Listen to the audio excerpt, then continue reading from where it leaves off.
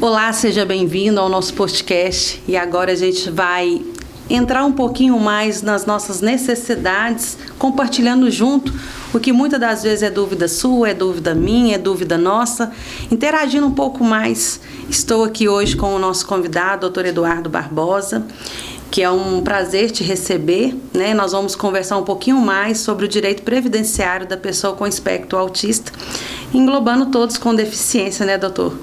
Sim, é um prazer, é todo nosso estar aqui podendo participar com vocês e estar contribuindo para esse empreendimento que agora tenho certeza que vai ser um sucesso. O podcast da Céu Azul vai ser um sucesso total e cada dia trazendo aqui mais informações para as mães atípicas, para todas as pessoas que estão interligadas com o assunto do autismo, né?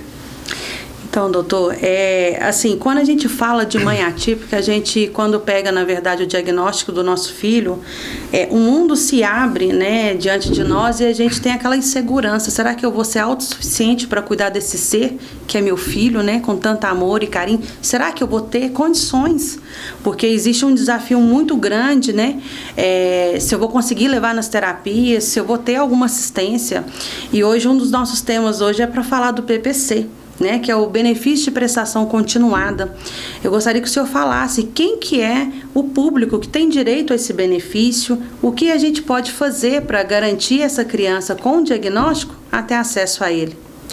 Bom, Scarlett, o BPC, benefício de prestação continuada, é um benefício assistencial pago pelo INSS. E ele tem como público-alvo pessoas com deficiência. Aqui eu abro um parêntese com relação ao autismo, que não é uma deficiência, mas desde a lei Berenice Piana, ele é reconhecido como deficiência para todos os fins de direito. Então, a gente usa aqui essa expressão, mas a gente sabe que não é uma deficiência. E também ele é pago para idosos com mais de 65 anos, né, que não tenham condição financeira. Então, os requisitos são a deficiência, aqui entra no autismo considerado também, e mais de 65 anos que não tenham condições financeiras. Então, são dois requisitos, que é a deficiência e a renda, que a gente precisa analisar para que tenha o direito ao benefício. Sim, hoje a renda, eles falam muito de 1/4 do salário mínimo, depois tem muito aí, né, gente, na mídia falando aí, meio salário, 1/4 do salário mínimo. Qual que é real, né, renda per capita familiar para garantir esse benefício? A lei seca, como a gente diz, somente o que diz a lei, fala em 1/4.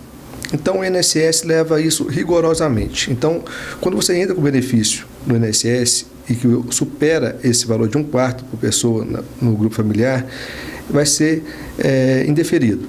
Porém, na Justiça, esse critério é relativizado.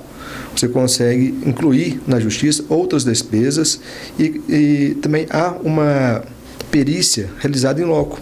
Ali você vai analisar, por exemplo, como é o acesso à casa dessa pessoa, né? Quais despesas que ela tem para se locomover até o trabalho, despesas médicas. No INSS considera-se, por exemplo, um limite de gastos com fraldas, medicamentos. Na Justiça isso pode ser relativizado. Então, na Justiça você consegue incluir outras despesas e consegue relativizar um pouco essa questão da renda. Então, bacana. O que se busca na Justiça é a questão da demonstração da vulnerabilidade. Então, às vezes você pode ter um salário mais alto, mas de acordo com as condições particulares daquela família, ela ainda vive em vulnerabilidade social. Não, fechou. Então, pensando um pouco mais dentro desse contexto, dessa vulnerabilidade, a importância também de um relatório muito bem consolidado, né? Um relatório que mostra com clareza a necessidade, as particularidades que impede, inclusive, da mãe, né, trabalhar. Muitas das vezes o pai ali, né, que vai ter que dar uma assistência maior ali, além de ser provedor. Esse relatório faz total a diferença, né? Bom, além do laudo médico, é preciso que demonstre que aquela pessoa ela tem limitações de longo prazo. O que são limitações de longo prazo? São situações, obstáculos que tiram dessa pessoa a condição de concorrer em igualdade de condições com outras pessoas. Então, no caso da criança autista, é a questão da dificuldade de interação social, a hipersensibilidade, o hiperfoco, a questão, quando eu falo hipersensibilidade, tem a questão do barulho. A pessoa não consegue ficar numa sala de aula da mesma forma que uma outra criança. Isso você pode explicar melhor do que a gente, quais essas limitações. Então, quando um laudo médico traz essas barreiras de longo prazo, essas limitações, esses obstáculos, facilita muito a obtenção desse benefício. Então, quando você consegue um laudo onde fala quais são as terapias que a criança precisa, quais são as dificuldades que ela enfrenta, como isso interfere na sua vida, no seu aprendizado, você aumenta a sua chance de conseguir esse benefício. Da mesma forma, quando você traz junto a isso um relatório que envolve também a família, né, o tempo que essa mãe dedica à criança, isso facilita também. Demonstra que ela não tem condições de estar trabalhando para poder trazer uma renda para casa. E o benefício acaba sendo essencial nesse ponto. Então, gente, e é tão interessante porque nós estamos com uma luta tão no dia a dia mesmo, leva a criança para a escola, corre atrás de professor de apoio e vai para terapia, volta à terapia, leva médico, no médico, pega remédio, dá remédio, que a gente acaba de realmente de dar importância àquilo que de fato é importante. E muitas das vezes, por falta de conhecimento, às vezes você desiste de tentar esse benefício porque não tem uma assessoria jurídica até para te auxiliar e te conduzir nesse processo, que é um processo bem suave, bem leve mesmo, uma vez que a sua criança, de fato, entre dentro dos requisitos. E aí, doutor, uma das questões que chega muito para nós na ONG lá é que a mãe às vezes tenta a primeira, segunda, terceira vez e não consegue o benefício e ela fala, eu não estou enquadrada nisso. E uma das orientações que a gente fala está cadastrado no CadÚnico? Está tudo certo? Né? Você se enquadra, sim, nessas diretrizes que manda o PPC? Se enquadra, por que não procurar, né, assessoria jurídica? Eu falo que a nossa cultura acha que o advogado, muitas das vezes, ele vai criar uma polêmica e justiça é justiça. E não, nada mais é que garantir o direito do seu filho. Então, não desista, né? Procure ajuda aí, então, de alguém que sabe, como o doutor Eduardo Barbosa e toda a sua equipe que está ali para te receber. Uma das questões que eles me perguntam muito, quanto mais tarde a gente tenta esse benefício, mais dificultoso ele é. Um exemplo. Um adolescente teve o diagnóstico agora com seus 14 anos, é um autista verbal, e aí a mãe fala, meu filho fala, então ele não vai ganhar esse benefício. Isso é, de fato, um mito ou é uma verdade? É um dificultador para esse benefício? Bom, nesse caso eu entendo que seja um mito. A idade não interfere. O que vai demonstrar são as limitações. Talvez aquele adolescente já chegou a essa idade já com algumas barreiras superadas devido ao tratamento, então ele conseguiu às vezes melhorar um pouco o seu desempenho em razão do aprendizado que ele fez durante esses anos, né? Mas não é que a idade seja um fator que prejudica, né?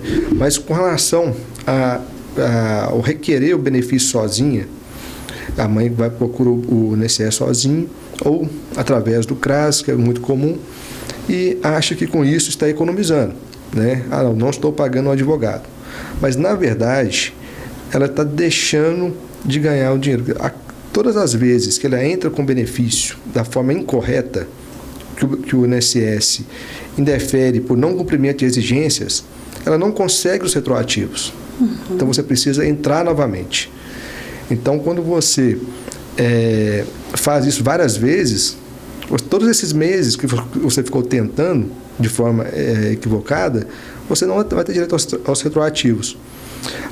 Diferente quando você entra cumprindo os requisitos, o INSS nega, porque você consegue partir para a via judicial e recupera aqueles valores desde o primeiro momento que você entrou. Então, quando a pessoa entra sozinha, por exemplo, pode ser uma coisa simples. Foi a perícia sem a carteira de identidade com foto. Apesar que tem uma portaria agora, mas a maioria dos médicos não estão aceitando. Então o benefício vai ser negado sem a possibilidade de você buscar os retroativos. Você vai ter que entrar novamente. Ou a falta de um CadÚnico atualizado. Você entrou sem atualizar o CAD único, vai ser negado também e você não tem direito aos retroativos. Então, se essa análise, até o ponto da conclusão dela, demorou 4, 5 meses, você não tem direito. Já que se você tivesse com um advogado, com um profissional especializado, se essa negativa não tivesse justificativa, você iria para a justiça. E ali você recuperaria todo esse tempo. São chamados retroativos. Você tem direito também desde o início. Outra questão também que acaba atrapalhando bastante é a falta de acompanhamento. O INSS pode fazer uma exigência de um documento. Por exemplo, pode pedir que apresente uma certidão de casamento. Como a pessoa não tem aquele hábito, não tem aquela habitualidade de acompanhar o meu INSS, as questões burocráticas, esse prazo vence e vai ser negado o benefício simplesmente porque você não juntou um documento. Então, são esses os principais problemas de você entrar sozinho. E eu vou citar um exemplo essa semana também, que demonstra como uma assessoria especializada faz a diferença. Uma cliente nossa do Paraná, ela não pode comparecer ao INSS, tem um laudo, ela não pode sair de casa, ela não tem condições de ficar saindo de casa. O INSS, de forma administrativa, não aceitou que a perícia fosse feita na casa dela. Então foi preciso que nós fizéssemos um mandado de segurança, conseguíssemos uma liminar para que o INSS fosse à casa dela fazer a perícia. Se ela estivesse sozinha, ela saberia disso? Ela teria condições? Ela simplesmente pensaria, se eu não posso ir no INSS, eu não tenho direito. E a criança ficaria sem o seu benefício. Então, a assessoria especializada faz toda a diferença. É um investimento, né? Então, e que é um investimento muito baixo, né, doutor? Porque é uma garantia para uma vida, né? É um benefício que se conquista ali, é um salário mínimo e que pode ali, com certeza, fazer toda a diferença na vida tanto sua quanto do seu filho, que vai ali possibilitar que ele tenha uma vida mais digna, né? E aí, assim, iniciar esse processo, diminuindo esse tempo de espera e esse sofrimento que gera uma ansiedade, né? Eu acho que, enquanto mãe, eu posso dizer isso, as perícias médicas, estar dentro de uma agência do INSS, são coisas que a gente coloca os nossos filhos em sofrimento. Sofrimento ao excesso de estímulo, porque é um público grande, excesso de barulhos, uma pressão mesmo psicológica, porque alguém vai estar analisando seu filho ali de todas as formas, inclusive a você também. E por que não a gente buscar isso, né, desde o início, para diminuir esse sofrimento, inclusive, né? Sim, Scarlett, você falou de uma questão muito importante com relação à forma como se é tratado nas perícias do INSS. Quando você entra com pedido de forma administrativa, a perícia geralmente é feita por um médico não especialista. Então, há casos absurdos, onde o médico não sequer sabe do que se trata o autismo e está lhe dando um laudo, dando uma conclusão sobre isso. E, na maioria das vezes, de forma negativa, negando o benefício. Então, quando você chega nesse ponto sozinha, você desiste. Aí, quando você está bem assessorado, você vai para a justiça. Na justiça, a perícia é feita por um médico especializado. Então, as chances de obter esse benefício judicialmente são bem maiores, né? Hoje, graças a Deus, aumentou muito o número de concessões administrativas. Porém, na grande maioria dos casos, ainda é preciso buscar a via judicial. Justamente por isso, porque não há uma especialização por parte dos peritos do INSS. E que isso dificulta, com certeza, né? Porque hoje os especialistas são psiquiatras e neuropediatras, ou os neurologistas, dependendo da idade, né? No meu caso, que tenho 3 filhas autistas, em outros casos também, até na própria ONG, que tem crianças gêmeas ou mais de um caso dentro da família, esse benefício é por pessoa. Sim, a renda que uma pessoa já recebe de benefício do BPC naquela família, ela não é contada quando você vai fazer aquele cálculo da renda per capita. Então, se você tem 1, 2 ou 3 crianças que necessitam, você pode requerer o benefício também. Não fica limitado a uma pessoa apenas. Então, você pode pedir E outros casos também que as pessoas têm muitas dúvidas é com relação a uma pessoa aposentada na família. Se for aposentado também com um salário, essa renda dessa aposentadoria não entra nesse cômputo. Você não calcula essa renda para fins de ver a renda per capita, para fins do PPC. Então, você consegue benefícios para mais de uma pessoa na mesma família. Isso não é um impeditivo. Show. É importante também falar que uma das questões que me perguntam muito no dia a dia, principalmente no acolhimento, é sobre a questão das mães. As mães estão lá recebendo o PPC, de repente elas falam: Scarlett, eu posso contribuir por INSS? Vai prejudicar meu filho de certa forma ou não? Porque, queira ou não, gente, a gente acaba tendo a nossa saúde, né, um pouco mais dificultada, porque nosso dia a dia não é fácil. Né? Existem vários fatores, inclusive essa luta do dia a dia ela é muito puxada para uma mãe atípica. Essa mãe atípica que recebe o PPC, ela pode ser contribuinte do INSS sem interferir no benefício? Sim, desde que ela faça pelo modo facultativo. Ela não pode fazer por outro meio, como contribuinte individual, por exemplo, como MEI, não pode. Porém, como facultativo, não há problema nenhum. Com facultativo, essa renda não é computada. Então, ela pode contribuir como facultativo e eu aconselho que faça isso. Porque assim ela se torna uma segurada no INSS e, na falta dela, essa criança pode receber uma pensão por morte. Que tem as vantagens, que a pensão por morte você não passa por reavaliações, como o BPC passa de 2 em 2 anos, tem que manter o CAD único atualizado, e também tem um 13º, que no BPC não tem. Outra pergunta também, doutor Eduardo, é sobre a questão. A mãe, no meu caso, eu trabalhei durante mais de 14 anos com carteira fichada e logo depois desses 14 anos eu tive a primeira filha, onde teve o primeiro diagnóstico, parei de trabalhar logo no primeiro diagnóstico, depois teve o segundo diagnóstico e agora o terceiro diagnóstico. Então, eu já tenho 14 anos de carteira assinada e de contribuição. Então, eu posso, sim, contribuir facultativamente. E quando eu posso dar entrada, então, nessa aposentadoria? É por idade? Ou eu posso ter alguma deliberação que eu posso alegar sobre a questão das 3 filhas se eu não consigo trabalhar? Como você tem 14 anos como contribuinte, você tem que ter aos 15 anos. Em ter aos 15 anos e a idade de 62, por enquanto, pode haver alguma reforma, por enquanto são 62 anos, para mulheres e 65 homens. Então, você com 15 anos de contribuição e 62 anos, você pode entrar com a sua aposentadoria normalmente. Então, você precisa contribuir como facultativo para ter esse direito como segurado no INSS.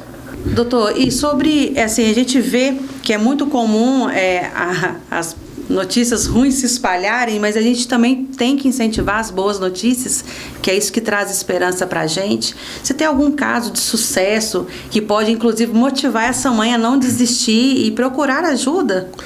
Bom, teve um caso nosso recente de uma mãe que teve o benefício negado de forma administrativa. Ela procurou outros advogados e disseram que não teria condições porque o filho dela era autista de nível 1. Então, ela tinha estado com um pedido lá em 2021, janeiro de 2021, e havia desistido. E ela acabou nos conhecendo e falou: eu posso entrar novamente? Nós analisamos o motivo do indeferimento dela e vimos que o caso dela seria de partir direto para a justiça, e não de um novo requerimento, porque na época foi considerado como se ela não tivesse a deficiência, como se não fosse... como se não houvesse limitações. E nós fomos para a justiça. E em pouco tempo, nós conseguimos o laudo favorável na justiça, através de um psiquiatra, que reconheceu o autismo e as limitações, e o próprio INSS fez uma proposta de acordo, voltando lá em janeiro de 2021. Então, o que antes ela já havia desistido, ela conseguiu receber mais de R$50 mil em retroativos, são benefícios que deixaram de ser pagos durante esses anos todos. E a gente vê o quanto isso faz diferença na vida dela, né? Então, hoje ela é muito grata a gente, ela vive nos indicando, porque, como ela disse, ninguém acreditou nela. O CRAS não acreditou, o INSS negou, outros advogados disseram que não teria condições, e nós acreditamos na causa dela. e fomos até o fim, graças a Deus conseguimos esse benefício para ela. Aí, gente, um caso de sucesso, tá vendo? Não desistir jamais, né? Não é porque uma porta fechou que a gente não vai bater na próxima, a gente vai bater sim, né? E se você precisar do serviço, tá aí o pessoal para poder te acolher e te ajudar e te conduzir nesse processo, né? Doutor Eduardo, então é muito importante, aqui a gente está trazendo aqui, gente, muitas das vezes são vivências, tá? Então são dúvidas do dia a dia mesmo. E aí, na última semana a gente teve inclusive uma mãe que estava lá com o aplicativo, o meu INSS aberto, e eu falei com ela, olha, toma muito cuidado, porque nesse aplicativo pode ser que tenha muita pegadinha, né? E isso, de fato, tem mesmo, né, doutor Eduardo? Sim. Um caso muito comum é quando as pessoas tentam incluir no pedido as despesas médicas, as despesas médicas, com fraldas, as despesas que tem. E quando você faz isso, você está abrindo uma margem para o INSS exigir um cumprimento de obrigações praticamente impossíveis. Ele quer que você tenha o recibo de todos os gastos que você teve durante 12 meses. Ele quer que você tenha as negativas do município, do estado. Então, na maioria das vezes, você não consegue cumprir as exigências com relação à despesa. E se você marcar que tem despesas, for lá e marcar que sim, tem despesas, você não vai conseguir, o seu benefício vai ser indeferido por não cumprimento de exigências. Quando o indeferimento é dessa maneira, você não consegue partir para a justiça, você tem que voltar no administrativo. Então, você perdeu o tempo todo. Então, muitas das vezes, é aí que entra a estratégia, você tem que marcar que não. Você marca que não tem despesas. Deixa o INSS negar agora. Na justiça você vai poder juntar toda a documentação necessária. Então, isso aí é uma estratégia que você pode utilizar. E, além dessa, tem outras também. Mas aqui uma que veio na cabeça agora foi essa, com relação às despesas. Que mais que intuitivamente você queira marcar que sim, você deve marcar que não, deixar ser negado administrativamente e discutir a questão da renda per capita na justiça, que lá você tem mais chance. E o mais interessante, gente, que eu acho que é uma das dúvidas, como eu devo me comportar numa perícia com o serviço social dentro do INSS, né? Porque muitas das vezes vão fazer a confirmação dos seus dados que está lá no seu CAD único. E também tem muita casquinha de banana para você escorregar e cair, né, doutor Eduardo? Sim, uma das coisas muito comuns, principalmente com relação à perícia social, quando discutindo a renda, é perguntar se a pessoa recebe doações. E a pessoa entende assim, não, se eu estou recebendo doações é porque eu estou necessitado. Mas o INSS considera, quando está recebendo doações, como que você não necessita, que você não está em estado de vulnerabilidade social. Da mesma forma, quando você fala que faz bicos, e fala a renda ali também, se essa renda não está declarada no CAD único, vai entender que não está atualizado o CAD único, você acaba também tendo benefício indeferido. Então, se você não trabalha aí com uns dias fichado, não sente nenhuma renda, diga que não tem renda. Né? Se você recebe doações do INSS também, você não precisa falar isso. Né? Então, são algumas das pegadinhas que tem ali, que muitas das vezes as pessoas acabam caindo, por falta de orientação. Sim, aí tá vendo? Mais uma vez por falta de orientação, gente, porque se você trabalha, se é autônomo, esse ganho, ele não é permanente, ele é de acordo com o que você, às vezes, faz uma unha ou uma faxina, então é um ganho fixo, concorda? E outra coisa é a doação, né? A doação, ela vem, mas ela também não é permanente, né? Não é assíduo. E é uma dessas, assim, que as dúvidas que as mães chegam para mim, como comportar numa entrevista social no INSS. Eu falo com ela, fala exatamente o que está no seu CAD único, fala exatamente como você declarou, porque é o que é verdade, né? Sim. Outra questão também que elas me perguntam muito é sobre a questão da perícia médica. Chega lá, se o meu autista conversar com o médico, esse benefício eu perdi. Já saí de lá assim com ele perdido. E não é bem assim. Existem outras particularidades que muitas vezes o autista pode ser verbal, mas tem outras necessidades bem específicas. E é por isso eu gostaria que você falasse um pouquinho mais da perícia médica. Sim, infelizmente no INSS você acaba passando por situações que realmente dificultam muito o acesso ao benefício. Já teve o caso aqui da médica ter um boneco do Thanos, aquele super-herói, e fazer uma pergunta para a criança sobre ele. E a criança tinha um hiperfoco em super-heróis. Então ela falou tudo. No final ela falou assim, não, ele não tem direito porque ele é muito inteligente. E não está discutindo inteligência. Sabe que os autistas são muito inteligentes também. Sim. Ele está discutindo as limitações do dia a dia. Então, nas perícias, é importante que você traga isso de forma mais clara possível.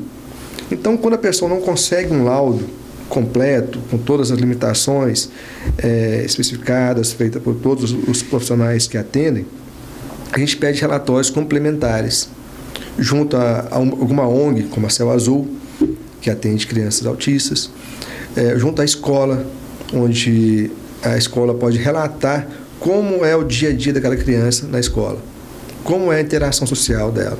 Ela participa das brincadeiras, ela tem dificuldade de aprendizado. Então, são relatórios complementares.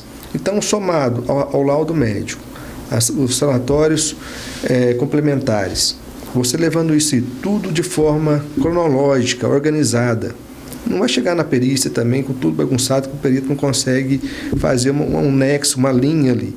Então, organiza a documentação em ordem cronológica, coloca esses relatórios também e, sempre que possível, fixe nas limitações, nas barreiras que ele enfrenta, que aí você facilitar bastante esse benefício, a obtenção desse benefício. Mas, caso seja negado de forma administrativa, não desista, vá para a justiça, procure um advogado especializado e entre com o processo judicial, porque a chance é bem maior na justiça. Sobre os relatórios, né? A gente tem aí o relatório médico, que é ele que valida todos os outros, porque é o profissional responsável pelo caso. E a gente tem também o relatório da equipe multidisciplinar e, muitas das vezes, o relatório também escolar. Juntando essas três esferas, com certeza fica muito claro para o perita, né, certificar disso. E a gente veio conversando, né, sobre essa questão, a dificuldade que hoje a gente tem de ver esse relatório de fato mostrando essa necessidade. Porque muitas das vezes, vamos falar na esfera escolar, esse relatório é para fins de interação e comunicação entre a equipe multidisciplinar. Então, quando você chegar até a escola ou até uma instituição como a Céu Azul ou uma clínica que fale específico que esse relatório é para fins beneficiários, né, para o benefício. Você tem algum exemplo ou alguma dica para nos passar sobre o relatório escolar e o relatório da equipe multidisciplinar? Bom, o que eu peço para que nos relatórios fixe nas barreiras. Evite trazer elogios. A criança vai muito bem em português. Fixe nas dificuldades. Quando você traz uma questão dessa, que vai muito bem em português, vai muito bem em matemática, o perito às vezes se fixa naquilo ali e acha que não tem barreiras em outras esferas. Talvez ele é muito bom ali nas disciplinas, mas na interação social ele não é. Então, que peça que se fixe nas barreiras, nas dificuldades que ele enfrenta. Então, a gente pede isso, que muitas vezes a escola, querendo até ajudar, ela diz, olha, ele evoluiu bastante assim, entendeu? Mas não, esquece de falar naquele ponto onde ela ainda está estagnada, onde está precisando melhorar.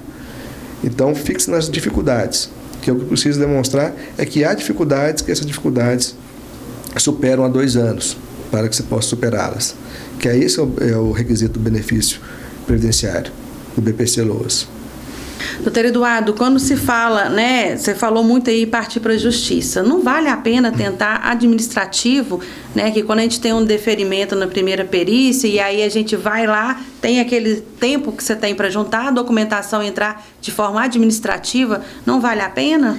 Quando se trata do não reconhecimento da deficiência, no caso, não reconhecimento do autismo como uma barreira, os dados demonstram o seguinte, que não vale a pena você entrar com recurso administrativo. Vai demorar muito, pode marcar uma nova perícia, que vai ser feita por um médico do INSS novamente, então suas chances são praticamente nulas. Então você acaba repetindo todo o processo com as mesmas dificuldades anteriores, com as mesmas fraquezas que tem a falta de um especialista, por exemplo. Então, segundo nossos estudos, a gente está sempre buscando essas informações, os casos de reversão dessa negativa por não reconhecimento da deficiência de forma administrativa via recurso é praticamente impossível. Então, não vale a pena a gente perder tempo com isso. Por isso a gente vai para a justiça, onde aumentam significativamente a chance de conseguir o benefício. E falando do benefício, qual que é a data que começa a contar? É a partir do momento que a gente dá entrada no benefício ou é a partir da data da perícia? É a partir da data que você dá entrada no pedido. É a DER, data de entrada do requerimento. Doutor Eduardo, a gente fala também muito da renda per capita familiar e aí é um questionamento que a gente tem logo ali no acolhimento da ONG. Quando uma família chega buscando nossos atendimentos, é um dos critérios da secretaria, é pedir que a família vá e atualize o seu CAD único, porque justamente por isso a gente já encaminha para dar entrada nos benefícios, seja ele o PPC, passe livre e outros benefícios. E um dos questionamentos e dúvida das famílias é: qual o valor da renda per capita? Como que eu faço essa divisão? Bom, considere-se de forma administrativa 1/4 de um salário mínimo, e o que vai entrar nesse cálculo aí é o seguinte: é a renda que aquela família percebe. Então tem que buscar todos que estão ali dentro, quais rendas eles têm, vai ser feita a divisão pelo número de pessoas. Porém, há alguns critérios, algumas rendas podem ser excluídas. Por exemplo, a pessoa que se casou, divorciou, ela pode ser excluída dessa renda. Uhum. Então, às vezes, eu tenho a minha filha é casada e mora comigo e ela ganha 3 salários. Essa renda não entra, ela é retirada. É como se houvesse um outro núcleo familiar dentro daquele núcleo. Uhum. Então, pode fazer um CAD único para aquela família, da filha com com o neto, com os netos, um outro grupo familiar. Então, essa renda não entra. Pessoas aposentadas com mais de 65 anos que ganham apenas um salário mínimo, também não entra nesse cálculo. Então, deve-se observar a renda daquele grupo, excluindo aquelas pessoas que são consideradas como de outro grupo e não daquele grupo familiar. Então, é basicamente o seguinte: a gente pega lá hoje, o salário mínimo está 1.412, você pega esse valor, divide para 4 pessoas, que corresponde a 1/4 do salário, não é assim? Sim.